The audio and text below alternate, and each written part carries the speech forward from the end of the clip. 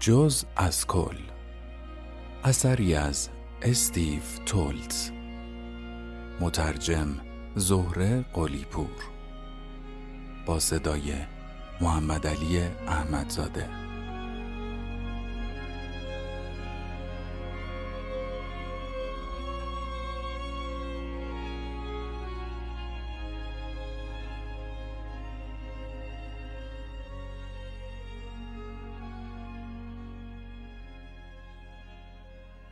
هیچ وقت به گوشتان نمیخورد ورزشکاری حس شامش را در یک تصادف مرگبار از دست بدهد.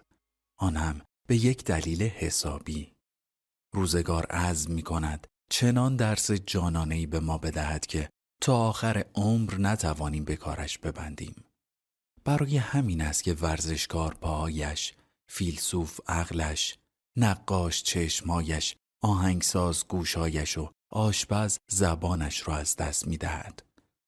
درس من آزادیم را از دست دادم و می بینم که در زندان ناگواری گیر افتادم. اینجا گزنده ترین عادت به غیر از عادت کردن به جیب خالی و تنبیه شدن مثل سگی که پیشابش را در معبدی مقدس خالی کرده یک نواختی است. می توانم با خشم بیرحمانه نگهبانان و گرمای خفقان آور کنار بیایم. اما برای وقت کشی چه کار کنم؟ عاشق شوم؟ یک نگهبان زن سراغ دارم که نگاه خونسردش دل آدم را میبرد. اما من هیچ وقت بلد نبودم دنبال زنها بیافتم. همیشه دست رد به سینم خورده است. صبح تا شب بخوابم؟ همین که پلک‌هایم را روی هم میگذارم، همان چهره خوفناکی را میبینم که در همه عمر تعقیبم کرده. فکر کنم بعد از همه آن اتفاقها دیگر میدانم ارزش افکار کمتر از پوسته نازکی است که بر آن حک میشوند. از اسباب سرگرمیم خبری نیست. دست کم نه در حدی که به چشم بیاید تا راهی باشد برای فرار از این خودخوری مصیبت بار. نمیتوانم خاطرات را هم با چوب دستی عقب بزنم. تنها چیزی که باقی میماند جنون است. در سالونی که هر هفته یک بار آخر و زمان را به نمایش میگذارد، کار سختی نیست. دیشب اجرای درخشانی روی صحنه بود. تقریباً خوابم برده بود که زمین به لرزه افتاد و فریاد خشم صدها نفر یک بار به هوا رفت. خشکم زد. آشوب. یک انقلاب سرسری دیگر. 2 دقیقه هم نگذشته بود که در اتاقم با لگد باز شد. یک آدم دیلاق آمد تو، لبخند میزد. فقط محض اینکه تو دل برو بشود. گفت: تشکت، لازمش دارم. پرسیدم: برای چی؟ با مباهات گفت: تشک‌ها رو از دم آتیش میزنیم. 2 انگشت شستش را بالا گرفت. انگار این علامت نگین تاج پیروزی انسان بود. اون وقت روی چی باید بخوابم؟ روی زمین؟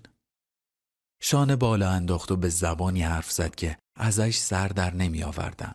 روی گردنش ورمهای مشکوکی داشت که نشان از اوضاع افتضاح زیر پوست بود.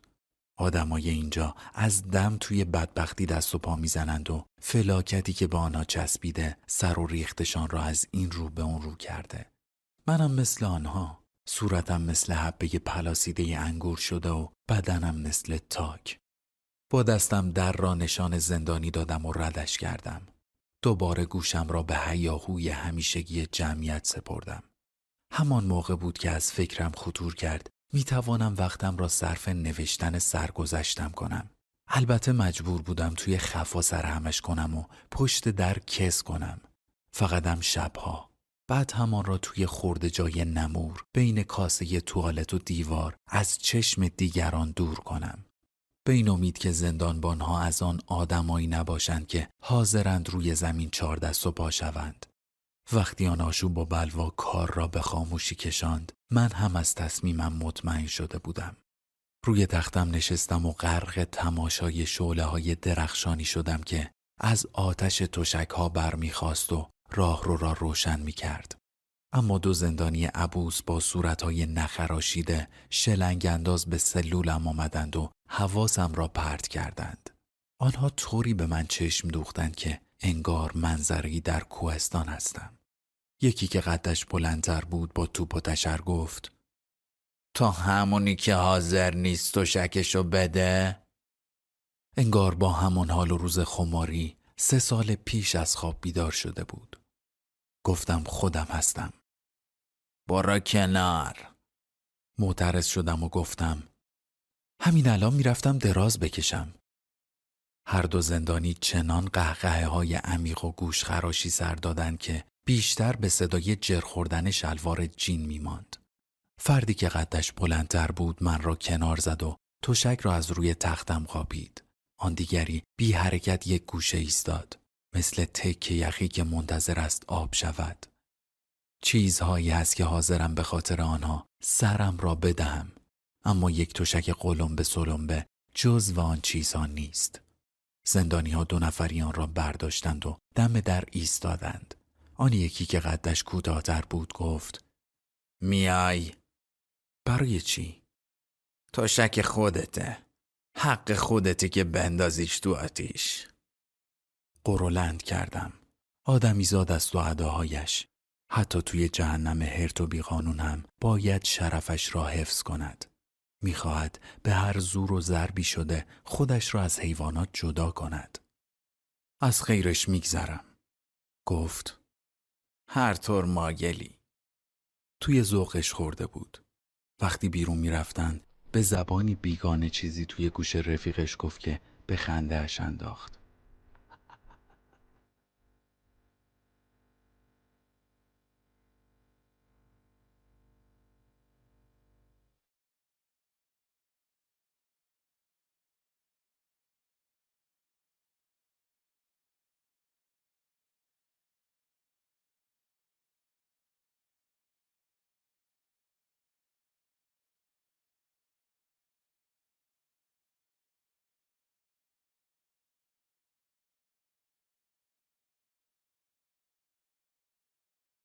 اینجا همیشه چیزی به راه است. اگر خبری از آشوب و بلوا نباشد، همیشه یکی است که میخواهد فرار کند. این تلاش حبس کمکم میکند تا مزیت‌های زندانی بودن را ببینم. برخلاف آن آدم‌هایی که توی شرایط خوبی سر میکنند و خودشان را به آب و آتش میزنند، اینجا مجبور نیستیم به خاطر تنبیه و مجازات همیشگی سرمان را پایین بیاندازیم. اینجا یک نفر جلوی چشممان هست که مقصرش بدانیم. یکی با چکمه‌های براق. برای همین است که وقتی فکرش را میکنم میبینم آزادی حس خاصی به من نمیدهد. چونان بیرون در دنیای واقعی معنای آزادی این است که مجبوری قبول کنی خودت همه چیز را رقم میزنی. حتی اگر معلوم شود داستانی که از زندگیت ساخته ای گند و متعفن است. داستانم را از کجا شروع کنم؟ کنار آمدن با خاطرات به این سادگی ها نیست. چطور می شود از بین آنها که حرفشان نفسگیر است، از بین آنها که هنوز پر و بال نگرفته، از طراوت افتادند و آنها که محکوم هستند تا زیر بار زبان لت و پار شوند و لهیده بیرون بخزند، دست به انتخاب زد. از یک بابت مطمئنم که ننوشتن درباره پدرم مشقت ذهنی را اقتضا می کند که از توان من خارج است. انگار همه افکار نامربوط به پدرم دستگرمی‌های سرراستی هستند برای فرار از فکر کردن به او. اصلاً چرا باید از آن فرار کنم؟ پدرم به خاطر بودنم مرا مجازات کرد و حالا نوبت من است که او را به خاطر بودنش تنبیه کنم. اینطوری بی حساب می شویم. اما مشکل اصلی اینجاست که در برابر زندگیمان احساس کوتوله بودن می کنم. زندگی به طرز غول‌آسایی ظاهر می شود. ما روی بومی که بیشتر از اندازه و لیاقت ماست نقاشی کردیم. به پهنای 3 قاره، از گمنامی تا بلندنامی، از شهرها تا جنگلها، از لطه‌های ژنده تا پارچه‌های اعلا. از معشوقه هایمان خیانت دیدیم. مطیع جسممان شدیم. در چشم مردم و بعد در چشم دنیا خار شدیم. بیان که آغوشی ما را در خود پناه دهد. تنبلتر از آن بودیم که دل به خطر دهیم. در برابر زندگی لاف و گزاف می گفتیم، اما به وقت عمل توی سوراخ خایم می شدیم.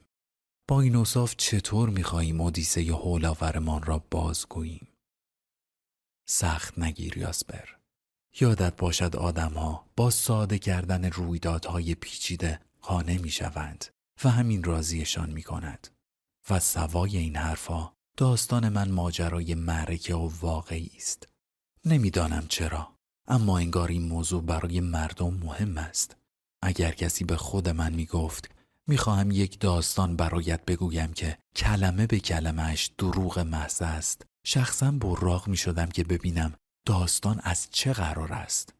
به نظرم باید به این یکی اعتراف کنم، به اینکه ماجرا به همان اندازه به پدرم مربوط می شود که به خودم مربوط است. چقدر بیزارم از اینکه می بینم هیچ کس نمی تواند ماجرای زندگیش را بگوید بیان که از بدخواهانش قهرمان بسازد. اما همین است که هست. راستش حقیقت این است که کل مردم استرالیا از پدر من بیزارند. شاید بیشتر از هر مردی. درست همانطور که برادرش عموی مرا تحسین می کند. شاید بیشتر از هر مردی. من هم باید طوری داستانم را سرراست بازگو کنم که درباره هر دوی آنها باشد. هرچند قصدم این نیست علاقه شما به عمویم را نادیده بگیرم یا نفرت شما از پدرم را به سوی دیگری هدایت کنم. خصوصاً اگر نفرتی فزاینده باشد. البته اگر می‌خواهید از این نفرت برای شناخت نقاط ضعف کسی که دوستش دارید استفاده کنید، مانع نمی‌شوم. این را هم باید بگویم تا هرچه هست همینجا تمام شود. جسد پدرم هرگز پیدا نخواهد شد.